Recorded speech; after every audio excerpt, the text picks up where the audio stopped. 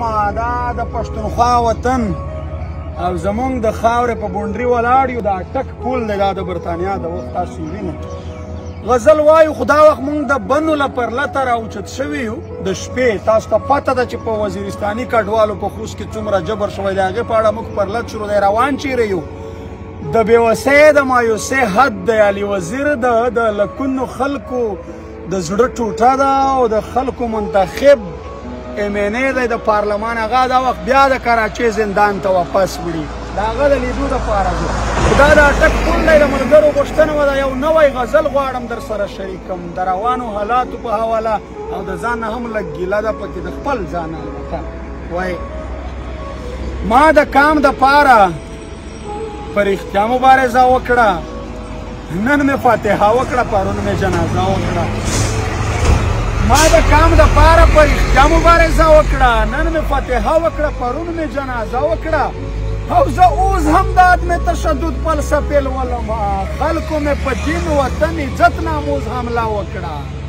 او سچه مسلمان یم خدای منم رسول منم افغان یم مسلمان یم بس وم سور کافر چې له مولانا مې ګیله وکړه او راغی د لاهور هیره منډۍ نه د جهاد په نوم دلته پښتونخوا کې جومات کې دماکه وکړه او اخ دې خوار ولس در باندې څومره باور کړی و اخ دې خوار ولس در باندې څومره باور کړی و یا ظالمه تا یې د پنجاب سره سودا وکړه او خدای رسول یې نه بخشي تاریخ ته به مختوری وي خدای رسول یې نه بخشي تاریخ ته به مختوری وي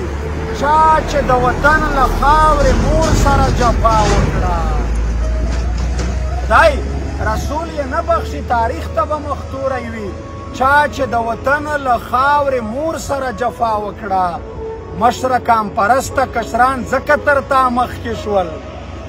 مشره کام پرسته کشران ځکه تر تا مخکې شول تا د کام د درد کیسه ژوله دوی ښکاره وکړه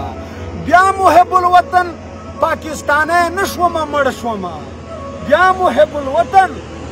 پاکستانی نشومه مړ شومه ما د پاکستان له بیرغ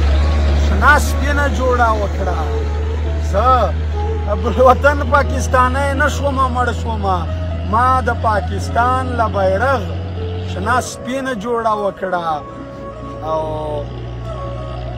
ته لاړې باچا شوې زه دې پرېښودم د مرګ خوله کې ته لاړې پاچا شوې زه دې پرېښودم د مرګ خوله کې تا دې ګیلمنه یاره ډېره ناروا وکړه تا دې ګیلمنه یاره ډېره ناروا